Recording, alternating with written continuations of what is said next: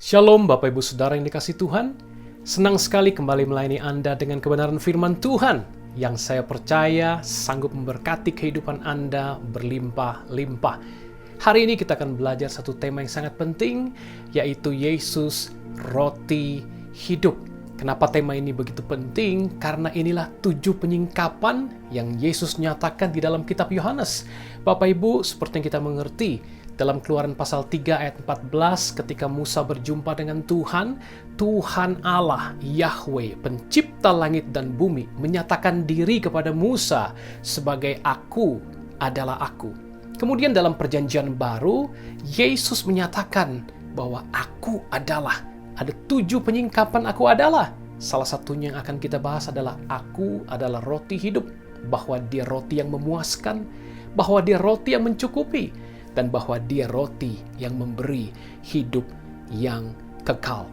Nah, ini juga menyingkapkan bahwa Yesus adalah pribadi yang sama dengan Allah yang dijumpai dengan Musa. Itu sebabnya Ibrani 13 ayat 8 berkata bahwa Yesus Kristus tetap sama, baik kemarin, hari ini, maupun yang akan datang sampai selama-lamanya. Dengan mempelajari kebenaran tentang Yesus ini, saya yakin dan percaya kita betul-betul bisa mengerti bahwa mengenal Bapa, yaitu Yahweh, dan mengenal Yesus Kristus adalah hidup yang kekal. Dalam kehidupan kita yang sementara ini, kita bisa mencicipi kehidupan kekal itu, bahkan kita bisa membagi-bagikannya bagaimana nikmatnya kehidupan kekal di dalam Yesus Kristus kepada orang banyak di sekitar kita. Nah, Bapak Ibu, hari ini kita akan membahas bagian yang pertama, bahwa Yesus adalah roti yang memuaskan bagi Anda dan saya. Kita simak pelajaran berikut ini. Kita mulai pembelajaran kita dari ayat dasar kita pada hari ini, yaitu kitab Yohanes pasalnya yang ke-6, ayat 30-35. Saya akan bacakan buat Anda semuanya ya. Maka kata mereka kepadanya, "Tanda apakah yang engkau perbuat, supaya dapat kami melihatnya dan percaya kepadamu? Pekerjaan apakah yang engkau lakukan? Nenek moyang kami telah makan mana di padang gurun. Seperti ada tertulis, mereka diberinya makan roti dari sorga." Maka kata Yesus kepada mereka, "Aku berkata kepadamu, sesungguhnya bukan Musa yang memberikan kamu roti dari sorga, melainkan Bapa-Ku yang memberikan kamu roti yang benar dari sorga. Karena roti yang dari Allah ialah roti yang turun dari sorga dan yang memberi hidup kepada dunia." Maka kata mereka kepadanya, "Tuhan, berikanlah kami roti itu senantiasa." Kata Yesus kepada mereka, "Akulah roti hidup. Barang siapa datang kepadaku, ia tidak akan lapar lagi. Dan barang siapa percaya kepadaku, ia tidak akan haus lagi." Nah, tahukah Bapak Ibu Saudara bahwa setiap manusia memiliki satu kebutuhan pokok, yaitu makanan. Itu sebabnya kita perlu memahami bahwa lapar adalah kebutuhan pokok manusia. Itu sebabnya Yesus datang sebagai solusi dan jawaban. Akulah roti yang memuaskan. Aku roti yang turun dari sorga. Bayangkan Bapak Ibu, satu pernyataan yang begitu dahsyat yang belum pernah didengar pada orang pada zaman dulu maupun sampai saat ini. Saya tidak pernah berjumpa seseorang, nabi, rasul, atau siapapun orang yang disebut hebat sekalipun berani berkata bahwa aku roti yang turun dari surga, memberi hidup kepada dunia. Hanya Yesus yang sanggup mengungkapkannya. Nah, kita pengen lihat bagaimana kelaparan menjadi pokok kebutuhan atau kebutuhan yang paling utama dalam kehidupan manusia. Ulangan pasal 8 ayat 3 berbunyi demikian. "Jadi ia merendahkan hatimu, membiarkan engkau lapar dan memberi engkau makan mana yang tidak kau kenal dan yang juga tidak dikenal oleh nenek moyangmu, untuk membuat engkau mengerti bahwa manusia hidup bukan dari roti saja, tetapi manusia hidup dari segala yang diucapkan Tuhan." Jadi perlu digarisbawahi, Alkitab berkata manusia hidup bukan dari roti saja, tapi dari setiap perkataan Tuhan. Dengan kata lain, roti itu adalah sumber hidup. Walaupun di sini diberitahu bahwa perkataan Tuhan atau firman itu juga sumber hidup.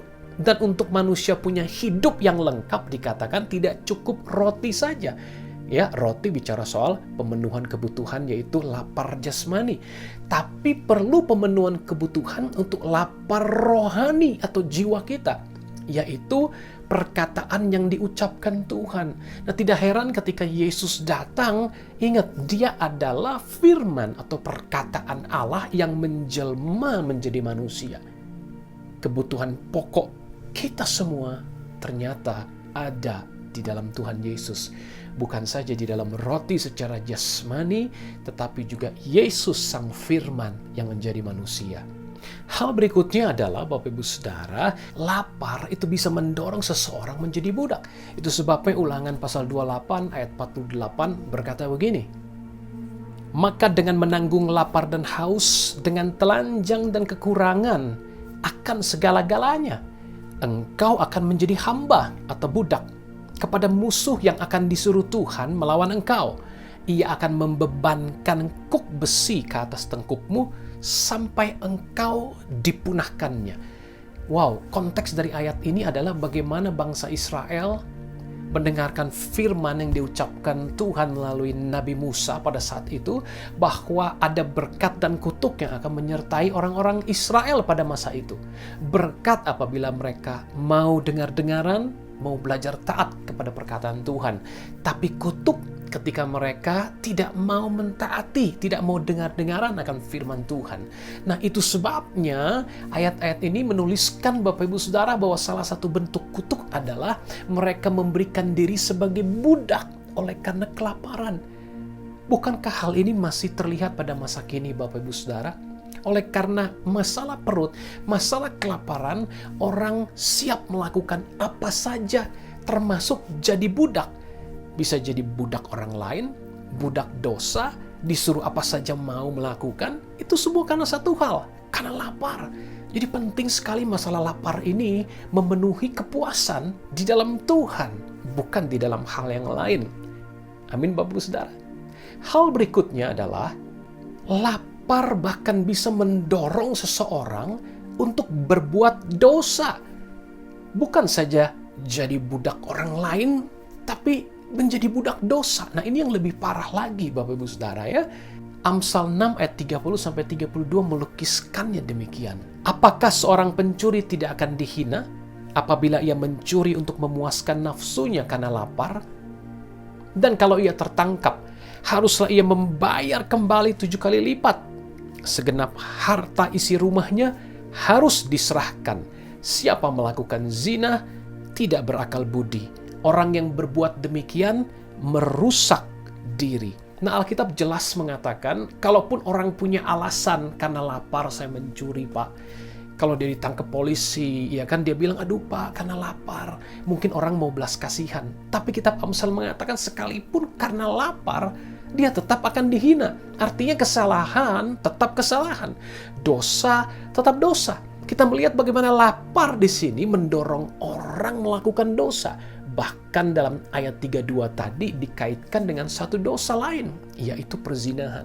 Menunjukkan bahwa ketika seseorang lapar secara rohani, dia bukan saja melakukan hal-hal yang tidak baik, tapi bahkan dia bisa melakukan pencurian jenis lain, yaitu berzina. Berzina kan sama dengan seperti orang mencuri, baik terang-terangan maupun secara terbuka. Seringkali perzinahan dimulai karena ada satu ketidakpuasan dalam manusia jiwa atau manusia roh seseorang. Dia mulai mungkin dengan melihat gambar-gambar yang tidak baik, yang tidak sesuai dengan firman Tuhan. Gambar-gambar ketelanjangan yang disebut porneia atau pornografi. Kemudian dia makin tertarik, makin pikirannya dikotori, jiwanya makin terikat. Pada akhirnya, banyak kali kita lihat di berita, karena akibat menonton perkara-perkara najis, akhirnya seseorang nekat tergerak melakukan perkara-perkara yang nyaris serupa karena dorongan dari apa yang dia tonton. Semua itu terkait dengan sebuah kelaparan. Jadi dengan jelas Alkitab mengkaitkan kelaparan rohani dengan kelaparan jasmani. Keduanya bisa mendorong seseorang jadi budak dosa. Jadi pastikan kita punya solusinya, yaitu roti hidup, Tuhan Yesus. Amin, Bapak Ibu Saudara.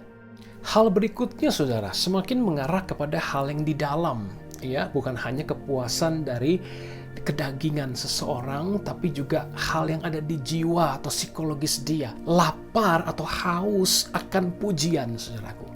Iya, akan perhatian, pujian, hormat yang dari manusia. Wow, ini terlihat di dalam Alkitab. Kisah Rasul pasal 12, ayat 21 sampai 23. Dan pada suatu hari yang ditentukan, Herodes mengenakan pakaian kerajaan, lalu duduk di atas tahta dan berpidato kepada mereka. Dan rakyatnya bersorak membalasnya, "Ini suara Allah dan bukan suara manusia." Dan seketika itu juga ia ditampar malaikat Tuhan karena ia tidak memberi hormat kepada Allah. Ia mati dimakan cacing-cacing. Herodes haus pujian manusia.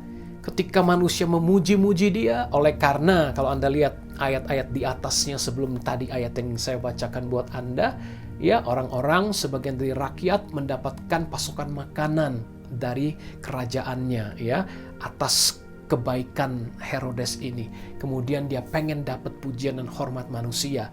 Ketika dia berpidato, orang betul-betul menyatakan kepada Herodes sebagai bentuk pujian, "Wah, ini suara bukan manusia, ini suara Tuhan, ini suara Allah." Dan apa yang terjadi? Kita lihat Alkitab tadi berkata, karena tidak memberi hormat bagi Allah, Herodes ditampar malaikat Tuhan, mati dan dimakan cacing-cacing. Seandainya saat itu Herodes bilang begini, bukan, itu bukan saya. Itu karena anugerah Tuhan, itu karena kasih karunia Tuhan, itu karena kemurahan Tuhan. Sehingga dia bisa menolong Anda sekalian mendapatkan jatah makanan dari bendahara kerajaan ini, dari kekayaan kerajaan ini.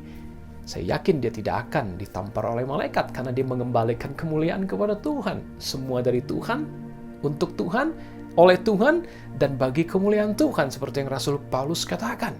Nah, itu sebabnya Bapak Ibu Saudara, Yesus juga mengajar kepada kita supaya kita mencari hormat yang dari Allah, pujian yang dari Allah.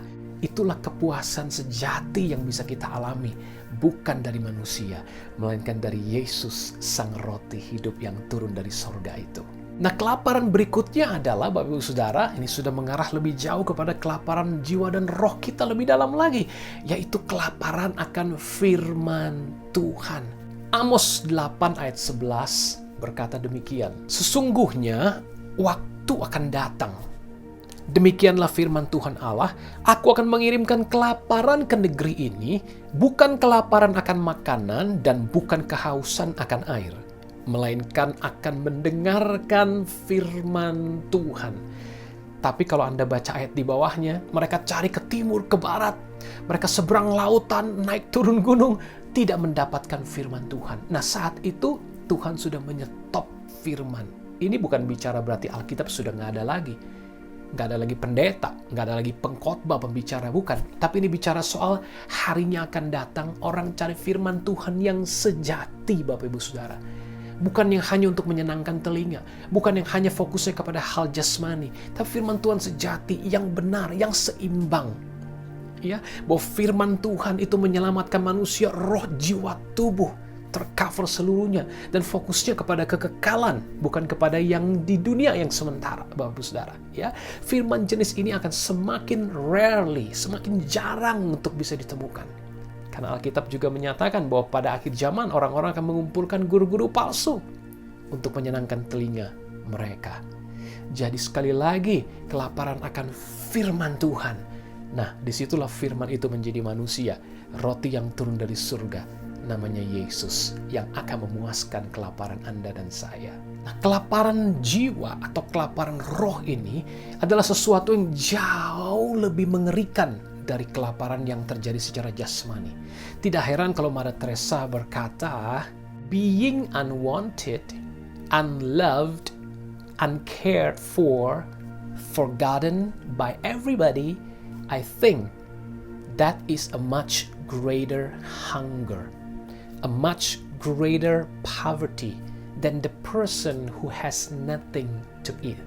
Jadi orang yang tidak diinginkan, orang yang merasa tidak dikasihi, orang yang tidak dipedulikan, dilupakan oleh banyak orang, saya rasa adalah orang yang punya kelaparan yang lebih besar, kemiskinan yang lebih miskin, daripada orang yang gak punya makanan untuk dimakan.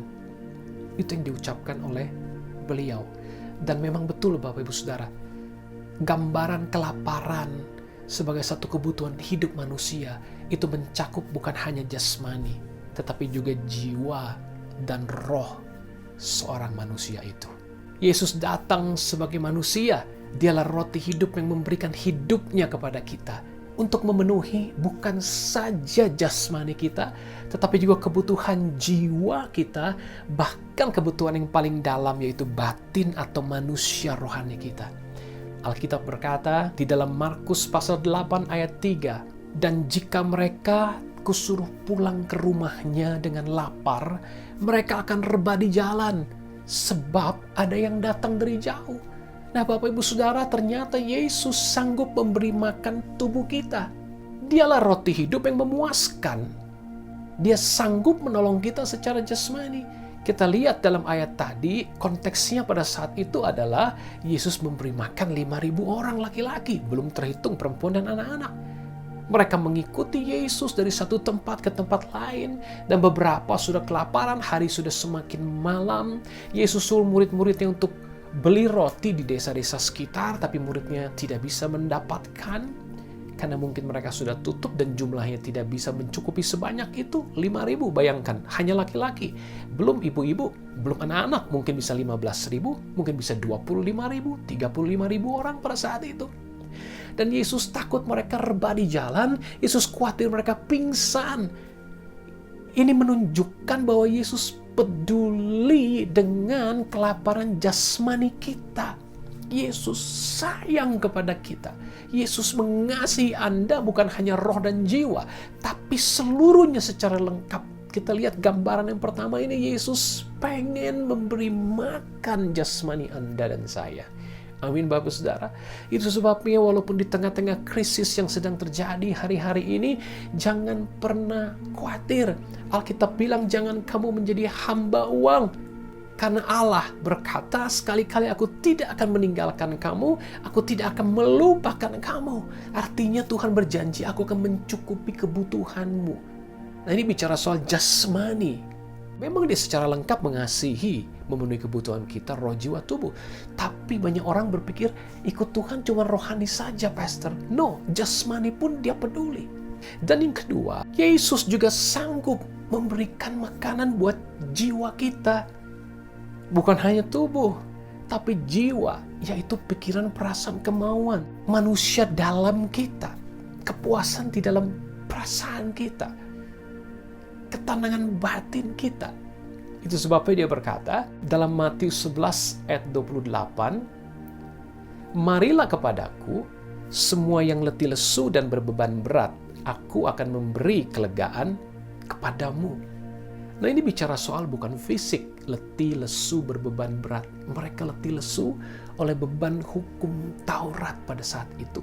Mereka juga letih lesu oleh beban ekonomi, beban politik, penindasan oleh bangsa Romawi pada saat itu menjajah mereka. Mereka letih lesu secara jiwa mereka, bukan hanya secara fisik mereka bekerja berat, ya kan? Tapi ada satu keletihan batin, keletihan capek, bahasa sekarang mungkin capek hati begitu ya, stres, depresi. Mereka tidak mampu melakukan hukum Taurat. Mereka juga pada saat yang sama mereka capek hati karena jadi bangsa yang diinjak-injak, direndahkan, dijajah oleh bangsa Roma pada saat itu. Batin mereka tertekan. Belum lagi kenyataan orang-orang para pemimpin agama mereka pada saat itu adalah orang-orang yang munafik. Tambah lagi tekanan batin, ya. Pengen hidup benar, nggak mampu. Lihat contoh teladan kehidupan yang munafik di atasnya, ya kan? Di tengah-tengah mereka, para pemimpin agama, ahli Taurat, orang Farisi, orang Saduki. Ini jadi satu beban yang sangat berat buat orang-orang Yahudi pada masa itu. Dan Yesus bilang gini, "Ayo, mari kepadaku, yang letih, lesu, dan berbeban berat. Aku akan beri kelegaan, aku akan beri damai sejahtera, aku akan beri sentosa. Damaiku melampaui segala akal bagimu." Wow, saudara, hanya di dalam Yesus ketika Anda datang kepada Dia dan makan Dia, artinya menerima Dia, menjadikan Dia kepuasan Anda. Dia menjadi roti hidup bagi Anda.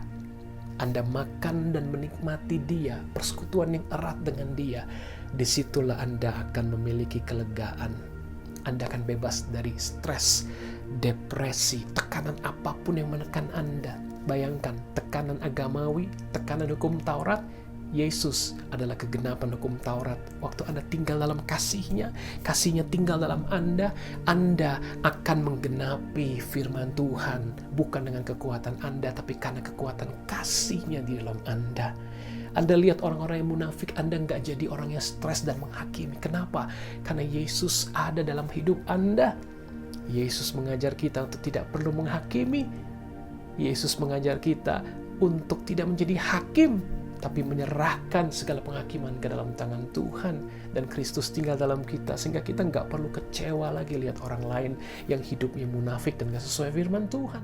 Bagaimana dengan penjajahan, kesulitan, ekonomi yang saat itu sedang terjadi kepada orang Yahudi? Bagaimana penerapannya buat hidup kita? Sama. Sebagaimana kita hari ini mungkin stres, dalam tanda kutip, ditekan, diinjak oleh situasi, oleh pandemi, oleh resesi. Sepertinya kita sedang dijajah sama seperti orang Israel pada masa hidup Yesus itu. Tapi ketika kita mau datang pada Yesus, jadikan Dia roti hidup, maka Dia memuaskan jiwa kita. Dia mengenyangkan batin kita. Kita menjadi orang-orang yang tidak mudah stres. Kita jadi orang-orang yang bersukacita senantiasa oleh karena kepuasan kita ada di dalam Sang Roti Hidup, Tuhan Yesus Kristus. Dan berikutnya yang terakhir Bapak Ibu Saudara, bahwa Yesus juga memuaskan roh kita. Yesus sungguh roti yang memuaskan, bukan hanya tubuh, bukan hanya jiwa, tetapi juga rohani, manusia batin yang paling dalam, manusia roh Anda. Kepuasannya hanya bisa ada di dalam Tuhan Yesus Kristus. Itu sebabnya Alkitab berkata dalam Matius 5 ayatnya yang ke-6, berbahagialah orang yang lapar dan haus akan kebenaran, karena mereka akan dipuaskan. Perhatikan baik-baik Bapak Ibu Saudara. Tidak ada cara lain untuk manusia memiliki yang namanya kepuasan hidup. Kalau Anda tanya kepada 1 miliar manusia di bumi ini, atau bahkan sekarang penduduk bumi katanya 6-7 miliar, apakah hidupmu sudah puas? Saya jamin kalau orang jawab dengan jujur, mungkin mayoritas berkata tidak memuaskan. Bahkan orang Kristen yang jumlahnya sekian miliar, kalau ditanya, belum tentu berkata memuaskan. Kenapa? Karena banyak orang tidak paham bahwa kunci dari kepuasan hidup adalah orang yang haus dan lapar akan kebenaran. Kebenaran itu bukan sekedar apa, yaitu kalimat-kalimat bagaimana berbuat benar, harus hidup benar dan sebagainya. Itu semua kebenaran betul, tapi itu tidak lengkap. Kebenaran adalah siapa? Yaitu Tuhan Yesus. Maka itu Yesus berkata dalam Yohanes 14 ayat 6, akulah jalan, kebenaran, dan hidup. Kebenaran adalah Yesus, aku jalan, kebenaran, dan hidup. Dan tidak seorang pun sampai kepada Bapa di sorga kalau tidak melalui aku, melalui Yesus. Jadi kepuasan manusia itu bukan sekedar berusaha hidup benar, mentaati aturan-aturan kebenaran, aturan-aturan agamawi, tapi terlebih penting yaitu Kristus Sang Kebenaran itu hidup di dalam hidup kita. Kepuasan roh manusia ada di dalam kebenaran, yaitu Kristus Sang Kebenaran, roti yang turun dari surga itu. Dialah yang akan memuaskan manusia roh Anda dan saya. Nah, Bapak Ibu Saudara, kita baru saja menyelesaikan sesi yang pertama dari pelajaran bagaimana Yesus adalah roti hidup. Minggu yang akan datang kita akan belajar bagaimana Yesus adalah roti yang mencukupi dan Yesus adalah roti yang membawa kehidupan kekal bagi kita. Mari kita berdoa. Bapa di surga, kami mengucap syukur bahwa hari ini Engkau sudah menyatakan dirimu sebagai pribadi roti yang memuaskan. Engkau Allah yang sama dengan yang menyatakan diri kepada Musa. Engkaulah Yahweh, pencipta langit bumi. Firman Allah yang hidup itu sendiri. Engkau sedang menyatakan dirimu kepada kami sebagai roti hidup, roti yang memuaskan. Memuaskan baik roh kami, jiwa kami, maupun tubuh jasmani kami. Engkau sayang sama kami, Engkau peduli kepada hidup kami secara utuh, roh, jiwa, dan tubuh. Kami mengucap syukur atas kasih-Mu yang begitu besar dalam hidup kami. Kami terima saat ini kepuasan yang luar biasa, kepuasan rangkap 3, roh, jiwa, tubuh, yang ada di dalam Engkau, pribadi-Mu Yesus, sebagai roti hidup yang memuaskan dalam hidup kami, di dalam nama Tuhan Yesus. Saya juga ingin menantang saudara yang mungkin rindu untuk menjadikan Yesus sebagai Tuhan dan Juru Selamat, sebagai kepuasan dalam kehidupan Anda. Mari ikuti doa saya. Tuhan Yesus, aku bertobat dari dosa-dosaku. Aku undang Kau masuk dalam hatiku. Jadilah Tuhan dan Juru Selamatku, mulai hari ini sampai selama-lamanya. Amin. Nah, kalau saudara menaikkan doa ini dengan segenap hati, Alkitab berkata dengan hati orang percaya dan dia dibenarkan, dengan mulut orang mengaku dan dia diselamatkan. Percaya dan mengaku apa? Bahwa Yesus adalah Tuhan, dia bangkit dari antara orang mati pada hari ketiga, dia memberikan hidup kekal, hidup yang baru kepada Anda dan saya. Oh, haleluya. Selamat. Anda lahir baru, Anda jadi anak Allah, namamu tercatat di kitab kehidupan, Anda punya hidup yang kekal, Anda berhak atas seluruh janji-janji Allah. Mari terus bertumbuh, ikuti gereja dan komunitas yang sehat berdasarkan kebenaran Alkitab, dan jangan lupa berdoa dan merenungkan firman Tuhan setiap hari. Anda akan dipakai Tuhan, prioritaskan Tuhan, maka Dia akan membawa dan mengangkat Anda semakin tinggi dan menjadi saksi-saksi Kristus dimanapun Anda berada. Hidup Anda akan menjadi berkat bagi banyak orang. Dalam nama Tuhan Yesus, yang percaya sama-sama kita berkata, haleluya. Sampai jumpa lagi dalam pelajaran berikutnya. Tuhan Yesus memberkati.